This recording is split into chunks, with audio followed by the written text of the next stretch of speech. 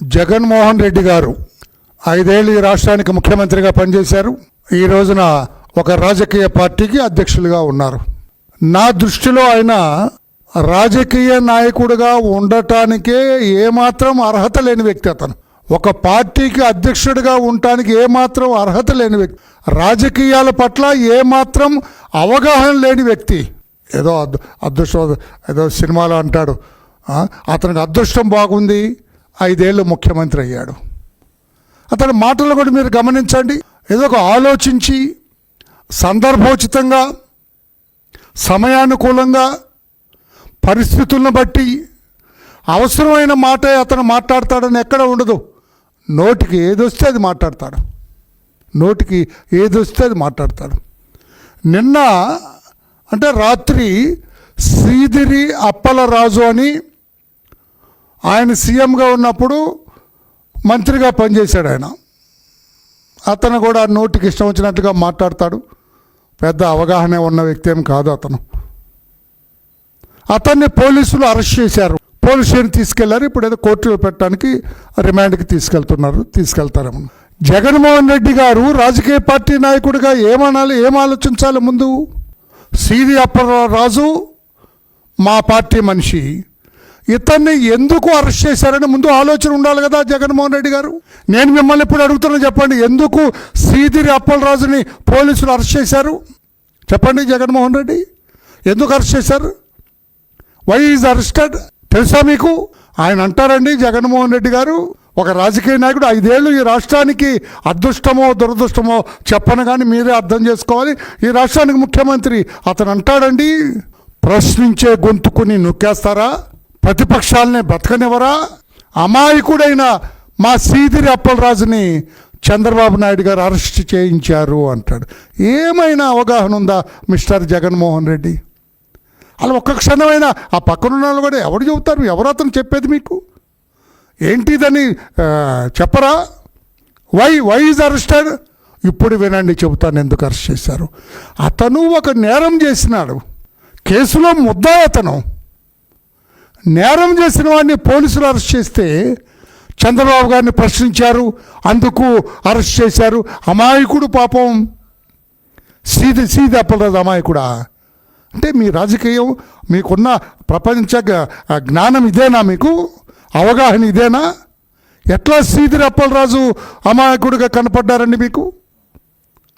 శ్రీదిరి అప్పలరాజు ఎట్లా అమాయకుడిగా కనపడ్డాడు? అతని కొడుకు మోటార్ సైకిల్ ర్యాష్గా తోలి ఒక అమాయకుడైన గొర్రెల కాపరి మరణానికి కారణమయ్యాడు, చావుకు కారణమయ్యాడు. ఎవరు మోటార్ సైకిల్ని వేగంగా తోలింది?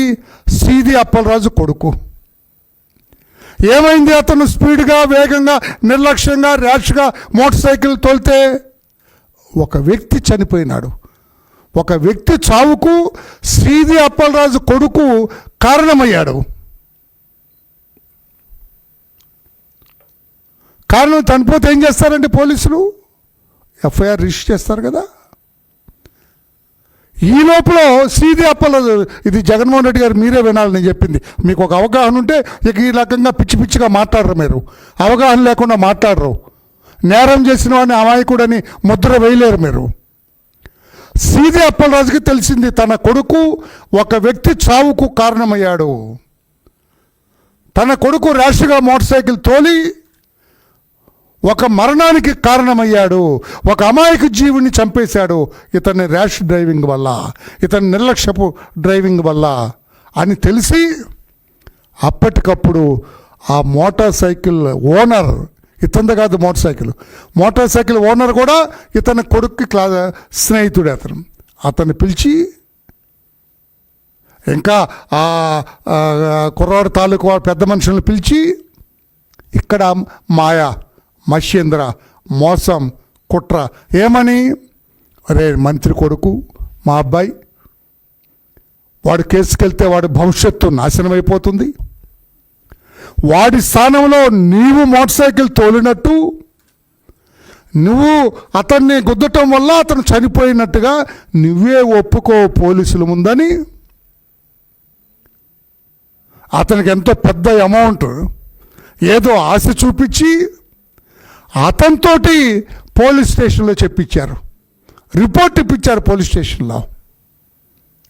నేను మోటార్ సైకిల్ తోలాను, దురదృష్టవశాత్తు అతనికి తగిలింది, చనిపోయాడని అతనితో, మోటార్ సైకిల్ తోలని వాడితో, ర్యాష్ డ్రైవింగ్ చేయని వాడితో, ఆ మరణానికి, ఆ దానయ్యన అతని మరణానికి కారణం కాని వాడితోటి పోలీస్ స్టేషన్లో రిపోర్ట్ ఇప్పించిన ఘనపాఠి మీ సీదిరి అప్పలరాజు. నేను అడుగుతున్నా, మిస్టర్ జగన్ అమాయకుడా? ఎంత దుర్మార్గుడండి! తన కొడుకుని కాపాడటం కోసం వేరే వాళ్ళ కొడుకుని బలి చేయడానికి సిద్ధపడ్డాడు. తన కొడుకు జైలుకు పోకుండా ఉండటం కోసం ఇంకొకళ్ళ కొడుకుని, ఆ బ్రాహ్మణి అంట అతను కుర్రాడు పాపం, ఆ బ్రాహ్మణ కుర్రాడిని జైలుకి పంపడానికి సిద్ధపడి కుట్ర పన్ని మాయ చేసి ఇటు పోలీసుల్ని మాయ చేశాడు, చట్టాన్ని మాయ చేశాడు, సాక్ష్యాలన్నీ లేకుండా చేశాడు. అసలు ముద్దాయిని రక్షించి, అసలు ముద్దాయిని పక్కకు పెట్టి, నకిలీ ముద్దాయిని, దొంగ ముద్దాయిని, దొంగ నేరస్తుని తీసుకొచ్చి ఇక్కడ పెట్టాడు పోలీస్ స్టేషన్లో, పోలీసుల ముందు పెట్టాడు. పోలీసులు ఏదో అది కనుక్కున్నారు కాబట్టి ఇదంతా బయటకు వచ్చింది. జగన్మోహన్ రెడ్డి గారు, ఇప్పుడు మీకు ప్రశ్న, సీదిరి అప్పలరాజు అమాయకుడండి? తన కొడుకును రక్షించుకోవటం కోసం వేరే వాళ్ళ కొడుకుని బలి చేసిన వాడు, నేరాన్ని మాఫీ చేయాల్సింది, దొంగ ముద్దాయిని సృష్టించిన వాడు, స్క్రీనింగ్ ఆఫ్ ఎవిడెన్స్, అక్కడ నేరానికి సాక్ష్యాలన్నీ మాఫీ చేసిన వాడు, ముద్దాయినే మార్చిన వాడు ఎలాగా అమాయకుడు అవుతాడండి జగన్మోహన్ రెడ్డి గారు? ఇందులో చంద్రబాబు గారు ఎందుకు వస్తారండి? నేరం చేసిన వాడు మీ అప్పలరాజు కొడుకు. మీ అప్పలరాజు సీన్లోకి వచ్చిన తర్వాత ఆ నేరస్తున్నే మార్చాడు. ఆ అప్పలరాజు కొడుకు స్నేహితుడిని పెట్టాడు, ఒప్పించి మెప్పించి, పెద్ద మూట ఆశ చూపి, వాడితో దొంగ రిపోర్ట్ ఇప్పించారు, పోలీస్ స్టేషన్లో చెప్పించారు. పోలీసులు తెలివిగా యాక్ట్ చేశారు కాబట్టి, సమయస్ఫూర్తిగా యాక్ట్ చేశారు కాబట్టి మీ సీదిరి అప్పలరాజు దొంగతనం బయటపడింది, అతని నేరం బయట, అతను తప్పుడు వాడే నేరస్తుడే, అందుకే వాడిని అరెస్ట్ చేసింది. ఇప్పుడు సీదిరి అప్పలరాజుని చంద్రబాబు గారిని ప్రశ్నించినందుక సిగ్గుండట్లేదా మీకు ఇట్లాంటి మాటలు మాట్లాడటానికి? ఒక ఆలోచన ఉండదా జగన్మోహన్ రెడ్డి గారు ఇలా మాట్లాడటానికి? మీరెందుకు తప్పు చేసిన వాళ్ళ పట్ల అంత ప్రేమ చూపిస్తాను? I don't understand. నేరస్తుని హక్కును తెచ్చుకోవడానికి ఎందుకు? అంటే మీ పార్టీ వాడైతే నేరం చేసినా పర్లేదా? సీదిరి అప్పలరాజు మీ పార్టీ అయితే ఎవరిని చంపేసినా పర్లేదా? ఏమి ప్రజలు, రాష్ట్ర ప్రజలు ఎందుకు, రాష్ట్ర ప్రజలు ఇతని నేర మనస్తత్వాన్ని, జగన్మోహన్ రెడ్డి క్రిమినల్ ఇన్స్టింక్ట్, నేరపూరితమైన మనస్తత్వాన్ని ఎవడన్నా ఏం చేస్తాడండి? ఆ చనిపోయినాడు బీసీ యాదవ, ఆ చనిపోయిన ఇంటికి వెళ్ళాలా జగన్మోహన్ రెడ్డి? అదే నేరస్తుడి ఇంటికి వెళ్ళి పలకరిస్తాడు, చనిపోయిన వాడి ఇంటికి వెళ్ళి సానుభూతి చెప్పడం, వాడికి ఏదైనా సాయం చేద్దామన్న ఆలోచన ఉండదు ఇతనికి. నేరస్తుల పట్ల ఉన్న ప్రేమ అమాయకుల పట్ల, ఆ యాదవ కులస్తుడు అతనే కాస్త ఆ ఇంటికి భుక్తి, అతన్ని చంపేశారు. చంపింది కాక ఆ నేరం ఇంకొకటి మీద పెట్టారు, సాక్ష్యాలు లేకుండా చేశారు, వేరే ముద్దాయిని తెచ్చి పెట్టారు, సాక్ష్యాలన్నీ కనపడకుండా చేసి అసలు ముద్దాయి వీడేనని ఒక అమాయకుడిని తీసుకొచ్చి బలి చేయడానికి సిద్ధపడ్డారు. ఇప్పుడు అర్థమైందా జగన్మోహన్ రెడ్డి గారు? మా చంద్రబాబు గారు ఎందుకు లైన్లోకి వచ్చారయ్యా నీకు? చంద్రబాబు గారిని ప్రశ్నించాడట, ప్రశ్నించే గొంతు చంద్రబాబు గారిని నొక్కారంట. ఇందులో చంద్రబాబు గారు ఏంటి, వీడి గొంతు ఏంటి, ఆయన నొక్కటం ఏంటి? మాట్లాడేటప్పుడు ఆలోచన కనుక్కోండి సార్, తెలివైన వాడిని పెట్టుకోండి ఒక పిఏగా. ఏ సేమ్ పద్ధతి ఆ పాత వాళ్ళే ఎవరైతే నీకు 11 సీట్లకు పరిమితం చేశారో ఆ బ్యాచ్ తోటి తిరుగుతావా? ఏమైంది ఇప్పుడు? వరలరామయ్య ఇప్పుడు నీ మొత్తం విడిచి అవతల పడేశారు కదా నిన్ను,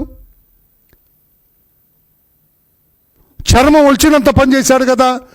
నా ప్రెస్ విన్న వాళ్ళందరూ ఏమనుకుంటా, జగన్మోహన్ రెడ్డి అమాయకుడా, ఇంత అవగాహన లేనివాడా, ఇంత ఆలోచన లేదా? వాడు దొంగ కదా సీదిరి అప్పలరాజు. తన కొడుకుని కాపాడటం కోసం వేరే వాడి కొడుకుని బలి చేశాడు కదా, బలి చేయటానికి సిద్ధపడ్డాడు కదా, పోలీసులకు తప్పుడు సమాచారం ఇచ్చాడు కదా, కోర్టును కూడా మోసం చేయడానికి సిద్ధపడ్డాడు కదా. తన కుమారుని రక్షించుకోవటం కోసం వేరే వాళ్ళ బ్రాహ్మణ అబ్బాయిని బలి చేయడానికి సిద్ధపడ్డ సీదిరి అప్పలరాజు మీద పోలీసులు యాక్షన్ తీసుకుంటే చంద్రబాబు గారికి ఏం సంబంధం అండి? అవగాహన రాహిత్యుడైన జగన్మోహన్ రెడ్డి గారు ఇటువంటి మాట్లాడకండి. అసలు ఏం మాట్లాడుతున్నా మీకు అసలు అర్థం ఉందా? ఇప్పుడు చెబుతున్నాను మీకు జ్ఞానోదయం వల్ల. సీదిరి అప్పలరాజును అరెస్టు చేయటం పోలీసులు తీసుకున్న సముచిత చర్య. పోలీసులు ఏ తప్పు చేయలేదు, ముద్దాయిని అరెస్ట్ చేశారు, కోర్టుకు పంపిస్తున్నారు, చట్టం ముందు నిలబెడుతున్నారు. అందరూ తప్పేంటండి? మీకు తెలియకుండా నోటికి వచ్చినట్టుగా మాట్లాడుతున్నారు, మీకు ఇష్టం వచ్చినట్టుగా మాట్లాడుతున్నారు. ఇది సరైనది కాదు మిస్టర్ జగన్మోహన్ రెడ్డి.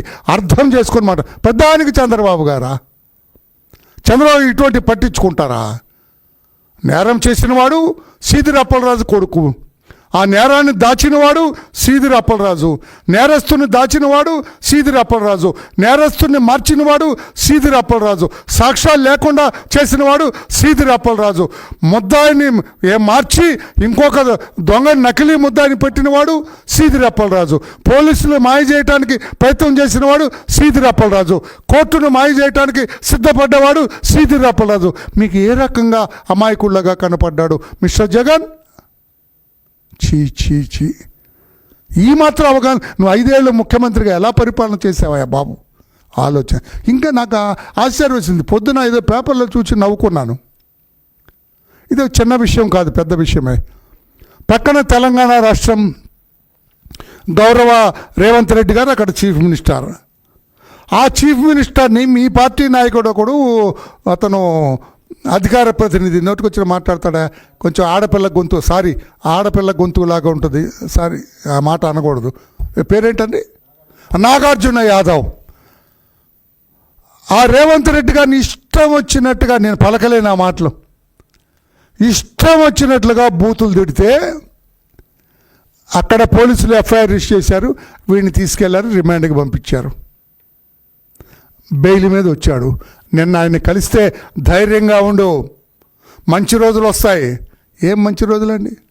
వాడిని పట్టుకొని ఆ చంప ఈ చంప వాయించొద్దు జగన్మోహన్ రెడ్డి గారు. ఏమరా ముఖ్యమంత్రి అంతా చీప్గా ఉందా? నోటుకొచ్చినట్టు మాట్లాడతావా? బుద్ధి లేనివాడా అని ఆ చంప ఈ చంప వాయించవలసిన పార్టీ అధ్యక్షుడు జగన్మోహన్ రెడ్డి వాడికి భుజం తట్టి ధైర్యం చెప్పాడంట. ఏమని ధైర్యం చెప్పావు? ముఖ్యమంత్రి కాదు, రేపు ప్రధానమంత్రిని కూడా ఇష్టం వచ్చినట్టుగా తిట్టు, నేను ధైర్యం చెబుతా. నేను అడుగుతున్నాను, మీరు ముఖ్యమంత్రిగా ఉంటే ఎవరైనా ఇదే తిట్లు మిమ్మల్ని తిడితే మీరు యాక్షన్ తీసుకోమని చెప్పరా జగన్మోహన్ రెడ్డి గారు? మిమ్మల్ని కూడా అలా తిడితే ఊరుకుంటారా? మిమ్మల్ని అలా తిట్టున్నట్టయితే వాడు అసలు బయట బతికి బట్ట కట్టేవాడు కాదు, ఆ యాదవ్ నాగార్జున అనేవాడు. అంటే మీ మనస్తత్వం నాకు అర్థమవుతుంది.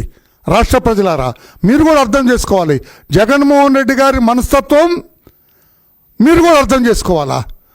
ఆ నాగార్జున యాదవ్ అనేవాడికి ముఖ్యమంత్రిని తిట్టి జైల్లో ఉండి బెయిల్ మీద వస్తే ఇంకెప్పుడు అట్లా చేయబాక, what is this non sense?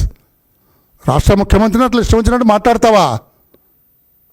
ఎవరితోటో పోల్చాడు, ఏది వాడిని డెలివరీ బాయ్తో పోల్చినట్టున్నాడు. వాడు వీడు జీవో దాటం కూడా రాదు. ఎందుకో నాకు తెలుసు, నాకు బాగా తెలుసు.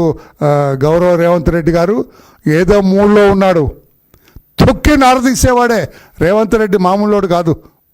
తెలంగాణ ముఖ్యమంత్రి మామూలు మనిషేం కాదు. ఈ యాదవ్ని నాగార్జున్ని తొక్కి నారదీసేవాడే.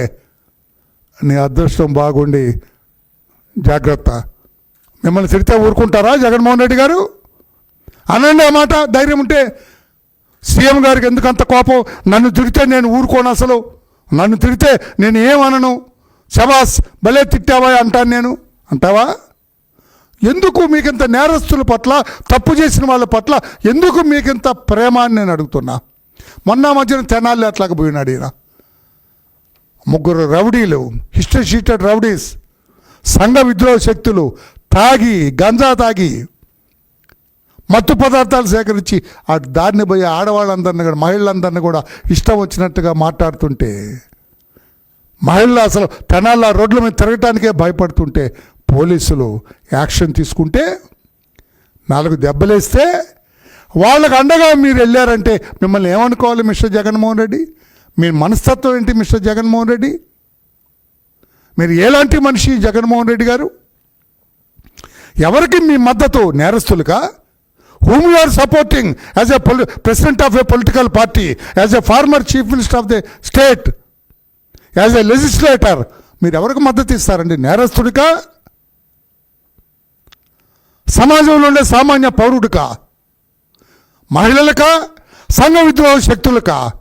ఎవరికి మద్దతు ఇస్తారు జగన్మోహన్ రెడ్డి గారు? అంటే మీ పరిస్థితులను బట్టి, మీ యాక్షన్స్ని బట్టి చూస్తే నేరస్తుల పట్ల మీరు మొగ్గు చూపుతున్నారు, నేరస్తుల పట్ల మీరు ఇంట్రెస్ట్ చూపిస్తున్నారు, నేరస్తులకి మీరు మద్దతు తెలుపుతున్నారు తప్పితే సామాన్యుడికి మద్దతు తెలపట్లేదు. ఇది జగన్మోహన్ రెడ్డి గారి మనస్తత్వం. These are the actions of respected mister Jaganmohan Reddy. కదా, ఇటువంటి వ్యక్తి అవసరమా? మొన్న శ్రీధర్ అప్పలరాజు ధైర్యంగా ఉండు, కొద్ది రోజులు ఓపిక పట్టు, మనమే వస్తాం. ఇటు నుంచి వస్తావబ్బా? నీకు ఎలా అనిపిస్తుందబ్బా? ఏ మూలన నీకు వస్తున్నావని అనిపిస్తుందబ్బా? ఏ యాంగిల్లో మరలా నువ్వు వస్తున్నావని అనిపిస్తుంది బాబు? ఆంధ్రప్రదేశ్ రాష్ట్ర ప్రజలందరికీ మీ వ్యవహార శైలి తెలిసిపోయింది.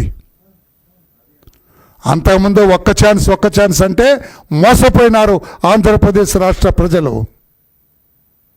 అర్థమైంది మీ 5 ఏళ్ల పరిపాలన. ఈ 2 ఏళ్లుగా ప్రతిపక్షంలో ఉండి ఓడిపోయి మీరు వ్యవహరించిన తీరు అర్థమైంది. మరలా కొరివితో తలగొక్కోటానికి రాష్ట్ర ప్రజలు సిద్ధంగా లేరు. మీకు అధికారం అనేది మిథ్య, అధికారం అనేది కళ మాత్రమే అని చెప్పి కూడా తెలియచేస్తూ ఇటువంటి పనులు సరిగా ఆలోచించి మీరు మాట్లాడండి, చట్టాలు తెలుసుకొని మాట్లాడండి, వాస్తవాలు తెలుసుకొని మాట్లాడండి. అరే, ఒక పార్టీ అధ్యక్షుడు నోట్లోంచి మాట వస్తే it should be A valuable talk. అరే, చాలా వాల్యుబుల్గా విలువైన మాటలు మాట్లాడతారా జగన్మోహన్ రెడ్డి గారు అనుకోవాలి. కానీ శ్రీధర్ అప్పలరాజు అమాయకుడు అంటే బాబు, పైగా యాక్సిడెంట్ చేసి చంపితే ఆ కుర్రాడు వాడు బాలుడు అంట. అయితే బాలుడు చంపొచ్చామండి, మీరు చట్టాలు మారుస్తారా? బాలుడిని చంపొచ్చా? ఎటువంటి ఇష్టం వచ్చినట్టుగా మాట్లాడుతున్నారు. సరైనది కాదు జగన్మోహన్ రెడ్డి గారు అని తెలియజేస్తూ, శ్రీధర్ అప్పలరాజు అరెస్ట్ సమంజసమే, సముచితమే. He deserves it. నేరం చేశాడు, తప్పు చేశాడు, పోలీసులు కేసు రిజిస్టర్ చేశారు, అరెస్ట్ చేశారు, చట్టబద్ధంగా యాక్షన్ తీసుకున్నారు. జగన్మోహన్ రెడ్డి అవగాహన లేకుండా నోటుకొచ్చినట్లుగా చంద్రబాబు గారిని ప్రశ్నిస్తే గొంతు నొక్కారు, అరెస్ట్ చేశారు, తప్పుడు కేసు పెట్టారంటే తప్పుడు కేసు కాదు, ఆ కేసు సమంజసమే, పోలీసులు చేసింది చట్టబద్ధమని చెప్పి తెలియజేస్తున్నా. ఇటువంటి అసమంజస మాటలతోటి మీరు చంద్రబాబు నాయుడు గారిని ఇందులోకి తీసుకురావటం తప్పు మిస్టర్ జగన్మోహన్ రెడ్డి అని చెప్పి తెలియజేస్తున్నాం. Thank you everybody. Any questions on this? You are at liberty to ask me.